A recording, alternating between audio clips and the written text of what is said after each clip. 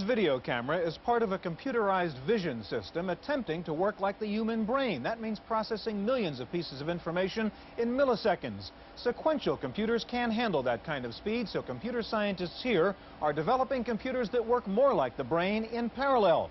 Today we take a look at the cutting edge of the search for computer speed, parallel processing, on this edition of the Computer Chronicles.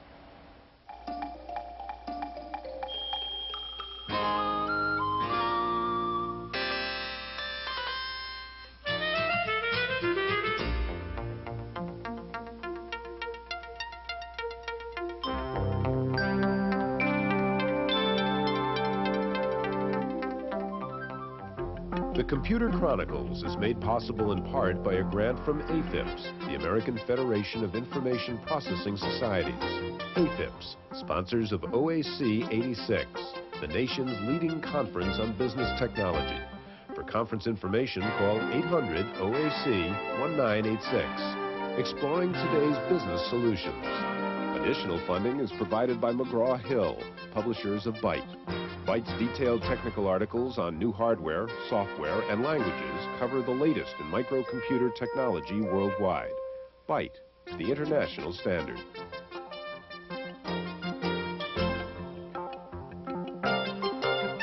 Welcome to the Computer Chronicles. I'm Stewart Cheifet, and this is Gary Kildall. Gary, what I'm doing with my toy trains here is trying to understand parallel processing. You tell me if I have it right.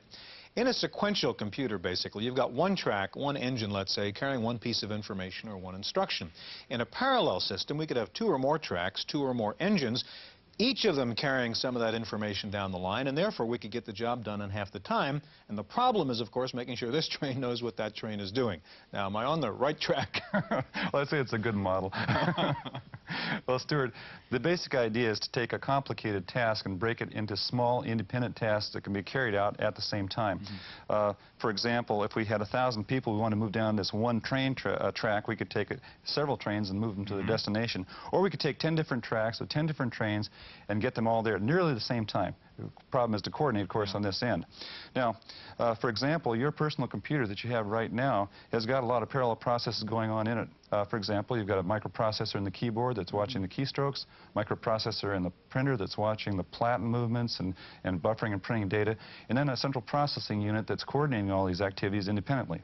Well, today we're going to try to find out more about parallel processing and try to understand it. It's certainly a very important area of computer research right now. We'll meet some of the top researchers and scientists in the field across the country, and we'll actually show you a parallel processing computer so you can see for yourself how fast it really is. We're going to start with a background look at parallel architecture, and we'll try to help you understand why we really need it. Towering over micros, minis, and mainframes are the supercomputers, machines that can match one fingerprint among millions, simulate the forms of life, and design the weapons of doom. This kind of computing power, combining tremendous speed with processing capacity, has been the exclusive province of machines costing tens of millions of dollars. But a widespread interest in parallel architecture may change that. Parallel processing, or the dividing up of computations between processors working in unison, can be accomplished in different ways. The data bus is the most common method, but is effective only for a limited number of processors. The distributed crossbar is another way to distribute processing, although the need to interconnect each processor puts a practical limit to this system as well. The ingenious butterfly switch network is one way to expand the crossbar, permitting up to 256 processors in all. But regardless of the method used, the multiprocessor super minis are giving new number crunching power to specialized users. In San Francisco, the University of California recently installed a parallel processing machine for molecular modeling studies. The 64-bit machine from Floating Point Systems is capable of 38 million floating point operations per second. The new machine can reduce a night's worth of calculations to a couple of hours. With the help of their new computer, the department produces some of the most remarkable graphics ever seen on a computer screen.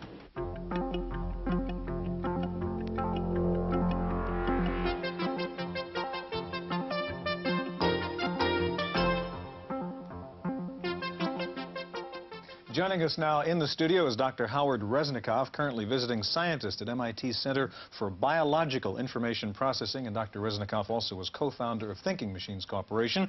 Also with us, Dr. Eugene Brooks, a physicist who was involved in parallel processing research at Caltech and who is now involved in the same area at Lawrence Livermore Labs. Gary? Howard, what does biological information processing have to do with parallel processing? That's a good question, Gary. Certainly the most proficient parallel information processors are biological organisms. Let me give you one typical example. If you're driving your car along the street and a child runs out in front, within 1/10 of a second, you respond and have your foot aimed toward the brake. What went on in that brief period? Well, light hit your eye, it traveled up the optic nerve, your brain created a plan, compared the information with some stored knowledge, and sent signals to the motor system to move your muscles. Now, the neurons in your brain switch in a millisecond. You had only 1/10 of a second in the entirety. So the program that does this is only 100 steps deep. There must be an enormous amount of parallel processing. Absolutely. Now, at Lawrence Livermore Labs, there are everyday problems being solved there. How is parallelism applied there in solution to problems? Well, we apply parallelism at Livermore Labs to do two things. One is to reduce the cost of a problem, to reduce the cost of a simulation, rather. The idea is to apply several cheaper computers to a single simulation than to apply one more expensive computer. And the other is to reduce the time at which a physics simulation takes. In order to make progress using physics simulations, you have to get your answers back quickly enough that you don't forget what the problem was to start with. What would be a typical physics problem that you might solve? Well, there are many problems you might solve. There are weather simulations. There are simulations of the deformation of metals. There are a variety of... Let's take weather simulation, for example. What's inherently parallel in something like that?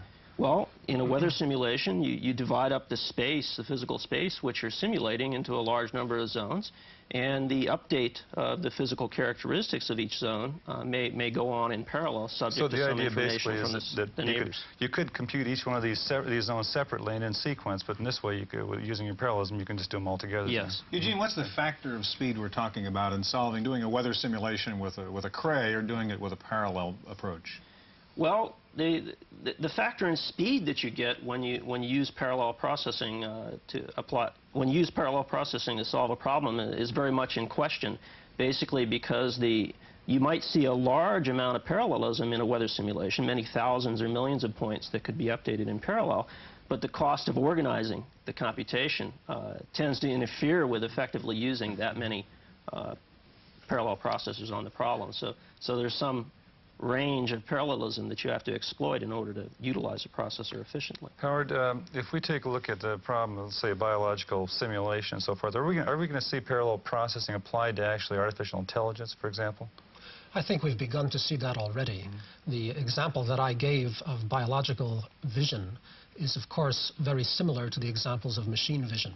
But you have to realize that the amount of computing resource that's required is much greater than any serial machine can provide today. In the biological example of the human eye, there are more than 2,500 megabits per second of data falling on the eye. No machine available today is able to deal with that.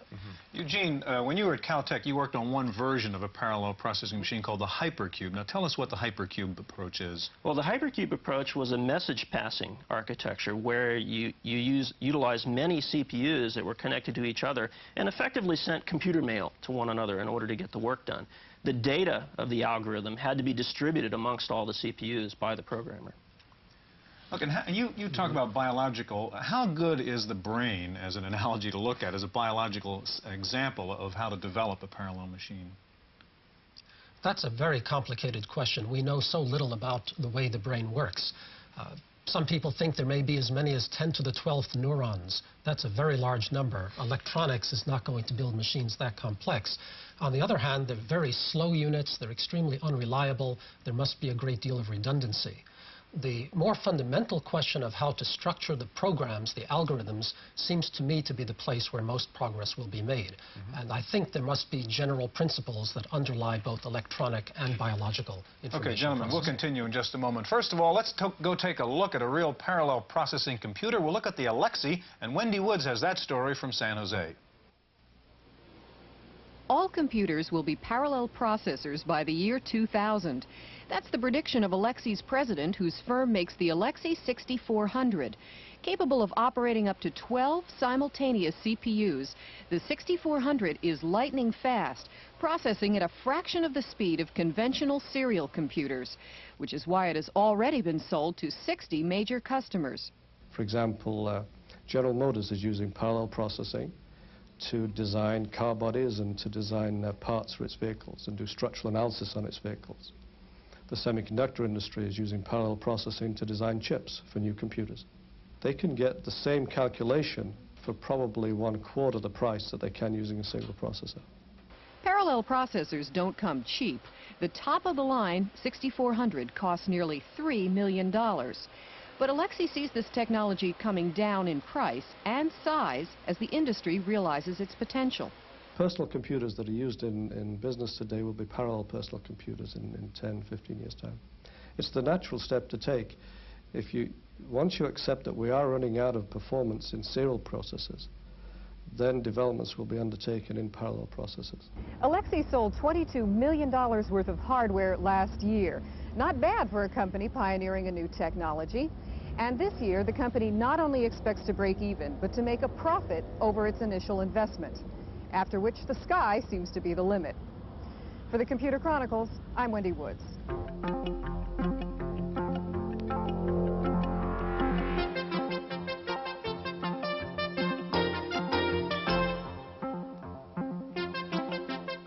Joining us now in the studio is David Rogers, the Vice President for Engineering of Sequent Computer Systems of Portland, Oregon. And back again with us, Dr. Howard Resnikoff of MIT. And if you hear a huge roar in the background, that's David's Sequent computer over there, which we're going to get to in just a moment. Gary? Howard, at the beginning we had 10 trains colliding at the train station. Here's an example of parallelism. How well does that really model parallelism? Well, Gary, as you said, it's a good model, but it's not perfect. For instance, for database search, where one is seeking some particular string, that works fine. But for problems of the type that Eugene was mentioning, the processors have to communicate a bit. And in that case, the topology of the network becomes important. Right. Okay, David, there's some incredible things going on the screen on your computer now. Tell me about this demonstration you're going to show us on the Sequent. I brought with me today an example of a computation which can be divided into parallel segments. The calculation is known as the Mandelbrot set. It's a set of numbers in the complex plane, and it's a good example of a problem which is suited for parallel processing because it can be divided up and run on multiple computers simultaneously.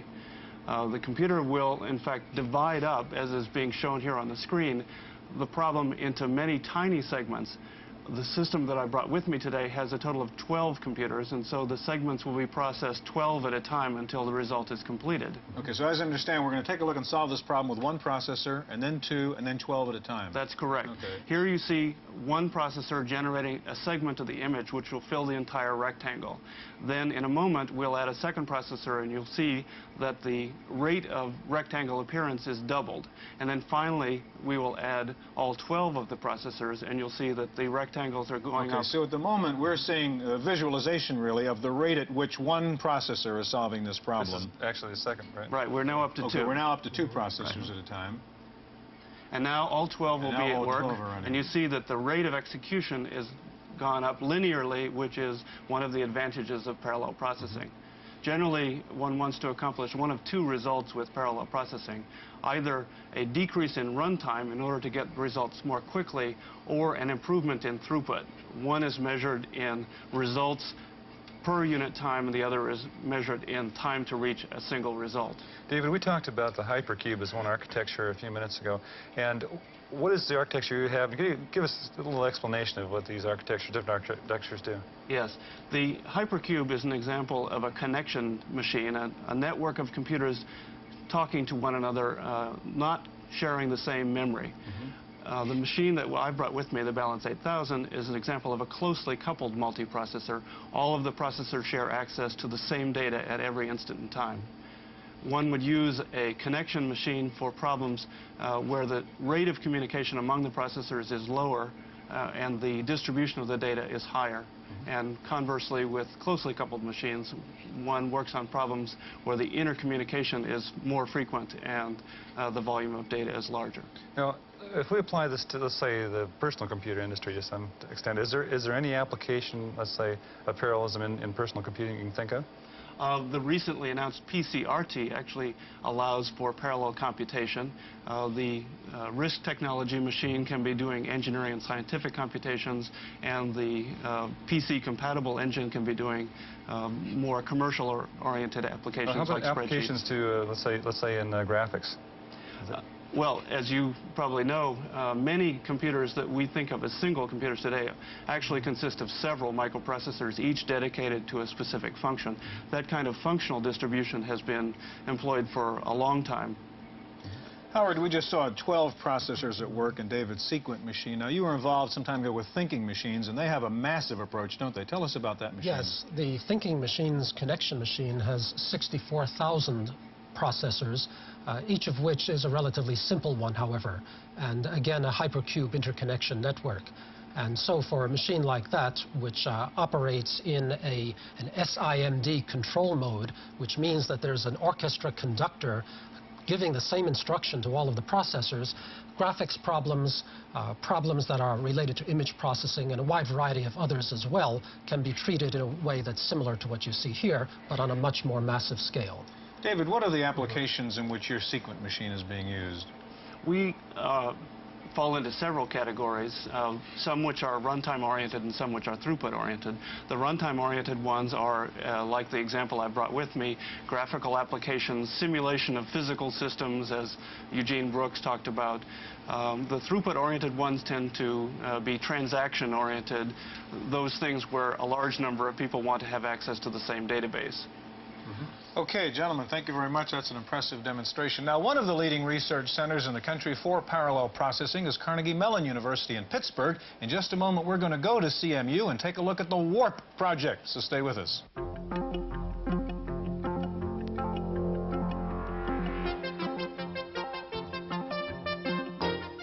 When Captain Kirk tells Scotty to set the engines at warp speed, you know what he means. He wants the Enterprise to go fast. So when computer scientists here at Carnegie Mellon University started up the WARP project, you know what they had in mind. They wanted computers that would go fast, and that meant parallel processing.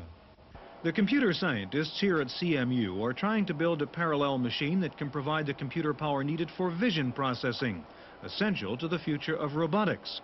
Because vision processing is easily divided up into separate computations, it seemed ideal for parallel processing and the localized memory approach of the WARP machine. Vision processing requires tremendous speed just to do the filtering needed to eliminate erroneous images, such as shadows or debris. A vision processor must perform 20 calculations per pixel per second.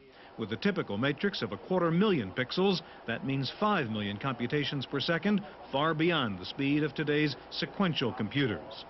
Dr. H.T. Kung heads up CMU's Parallel Architecture Computer Project, and he says building the machine is the easy part. The difficult thing is usually in parallel processing is that after hardware is built, we don't know how to use it. That's the biggest problem. We want to make sure that whatever piece of hardware we build, we have ways of using it. So Dr. Kung's approach is to build a parallel machine with a very simple architecture. We want people to be able to use a WARP machine in a programmable way, so that they can change their algorithms, they can change their computation models anytime, and we should be able to support. Okay, so what we have is a very simple machine, sort of in the hardware level, but we build a lot of software on the top of it. To be useful in vision processing, the WARP machine not only has to recognize what it sees, it has to first translate the distorted images from its lens into the normal linear aspect ratio. And that computation requires tremendous speed, since the image is constantly changing as the computer scans its environment. The usual method of attaining computer speed is the supercomputer approach used by Cray, but Dr. Kung says the parallel approach is superior. This will be the basic difference between doing things very fast, but very sort of big physical hardware, and doing things very fast on a small piece of hardware. If you will be able to do things fast on a small piece of hardware, you will be able to find a lot of new uses of it. you'll be able to carry your processing to the place where it needs. One of the next big steps for the WARP project will be the use of very large-scale integration, which will reduce the size of these processor boards to a mere 2 inches by 4 inches. With that level of integration, Dr. Kung says, it's only a matter of time before you find parallel processing in your microcomputer. You'll probably have a very powerful vision processors attached to your microprocessor system. You can do many more interesting things than you can do now because you'll be able to see things now. Yes, I believe that. That's one of the big things parallelism will buy us, is that we can do things very fast in a much cheaper way. Yeah, Stewart, it's applications like image processing that may help bring parallel processing to the forefront. Gary, let me introduce the two new gentlemen who have joined us here. First of all, Craig Monday, who's the vice president and co-founder of Alliant Computer Systems in Massachusetts, and also with us is Jeffrey Kanan, senior analyst with the investment firm of Hambrick & Quist here in San Francisco. Craig, we've talked about the hypercube and the sequent. What is your company's approach to parallel processing? Our approach to parallel processing differs slightly from that of Sequent or the hypercube in that we wanted to produce a range of products that would be used in engineering computing roughly from the $100,000 to $1 million price range. And more importantly, our goal was to provide a form of transparent parallel processing, whereby people with existing applications, typically coded in Fortran, would be able to take them from existing uniprocessor machines and make them run in our parallel processor machine without having to redevelop the application. Isn't this kind of a difficult problem to take a Fortran program, for example, that isn't really built to say it wasn't built with the model of parallel processing in mind? That's true. It's quite difficult. It required some state-of-the-art development both in compiler technology and the actual low-level machine architecture to produce hardware-based scheduling and synchronization mechanism that allows the granularity of parallel processing to be so small that we can actually find a great deal of parallelism even in a Fortran program. If you take what would be a sample customer for a machine like this? Customers that have purchased machines and are using them include many of the Fortune 500 type companies that have R&D labs, companies in the telephony industry, the aerospace industry, and they use it for a range of applications from finite element modeling to speech synthesis and analysis, ray tracing problems, example. Jeffrey, we've heard about parallel processing for a long time now. Are we at the point where it's really a commercial product? I mean, do we have a market now and a lot of people really selling machines that do this? Well, I think really the 1985, 1986 timeframe is when we're going to first see some commercial successes in this market. It has been very long on promises and a lot of vendors attempting to get in at this point. Craig, Gary mentioned at the very beginning of the show, in fact, even a personal computer to some degree has some parallelism in there. In terms of that level and people who watch our program, for example, what are the consequences to a computer user of the parallel processing technology which is taking place now? I actually believe that one of the consequences is that technical computing especially is becoming bimodally distributed. Technical problems tend to now be solved where the problem is formulated and perhaps the input and output are done in the personal computer or workstation environment. And through the use of networking, parallel machines with much higher performance are being used in a server role to provide high-performance computation that's very tightly integrated into the environment of the personal computer user or the workstation user. Are we going to have to change our way of thinking about the way we program to use the machines effectively? I think it depends on what class of machine you're going to try and use. To use a hypercube, for example, I think it's going to require either new programming languages or at least new programming techniques.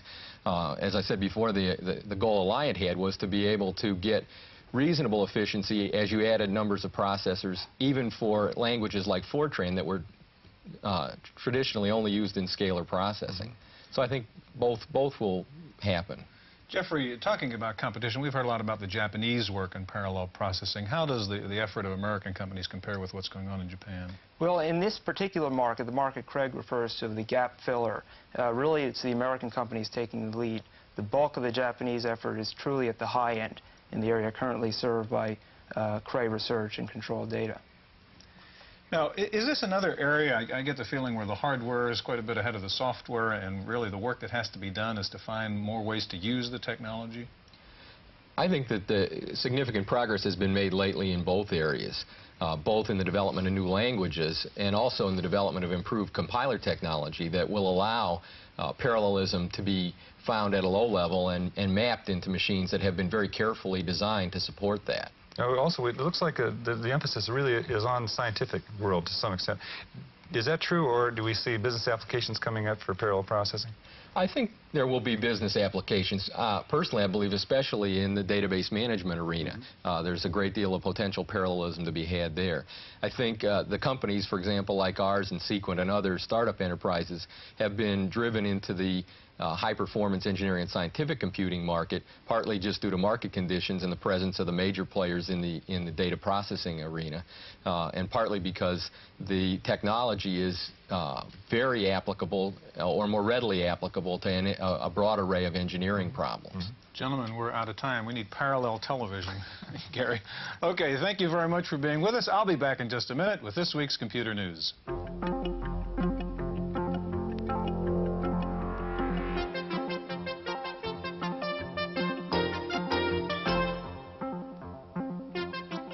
In the Random Access File this week, U.S. and Soviet scientists have reached tentative agreement on a new computer network that will link the Soviet Institute for Automated Systems in Moscow with the New Jersey Institute for Technology. The new computer network will allow Soviet and American scientists to share databases and work together on a variety of research projects. IBM says its recent price cuts and a soft market for capital spending will put pressure on IBM's earnings for the first quarter of 1986. The IBM statement suggested that the long-awaited computer turnaround is not quite here yet. They're still celebrating its zenith in the wake of the IRS decision to buy $28 million worth of the Zenith Z171 lap portable. And the IRS decision is causing some aftershocks. Analysts say the decision to go with a 5¼ inch disk drive machine will help the larger format stay ahead of the 3½ inch microfloppies. In addition to the Zenith hardware deal, the IRS also selected software packages to go along with the machines. They were Poly Windows as the desk accessory, Enable as the integrated package, and RBase 5000 as the database. In our legislative update file, the Senate Governmental Affairs Committee has released a report criticizing U.S. government computer security practices. The report says there is inadequate screening of computer personnel and lack of planning in the area of computer security risk analysis. A national report by the National Science Board says American high-tech research is basically in good shape. The report, though, warned of an increasing military role in research and a decline in the overall role of the federal government as a funder of R&D. The report said the biggest weakness right now is math and science teaching at the high school level. In Michigan, the influence of automation in the automobile industry is changing high school curricula. One high school in Grand Rapids is now teaching the 4 R's, reading, writing, arithmetic, and robotics. East Kentwood High has bought 6 industrial robots to start up its new program. Finally, a programmer in Iowa has come out with something called Babel 123. It's a speech synthesis program that's designed to talk in a calming and loving way to hogs. Swine researchers say hogs eat more and get fatter faster when they're happy. And research suggests that being talked to gently makes them happy. Babel 123 is being tested this month in Fairfield, Iowa. That's it for this week's Chronicles. We'll see you next time. The Computer Chronicles is made possible in part by a grant from AFIPS, the American Federation of Information Processing Societies. AFIPS, sponsors of OAC 86, the nation's leading conference on business technology. For conference information, call 800-OAC-1986. Exploring today's business solutions. Additional funding is provided by McGraw-Hill, publishers of Byte. Byte's detailed technical articles on new hardware, software, and languages cover the latest in microcomputer technology worldwide. Byte, the international standard.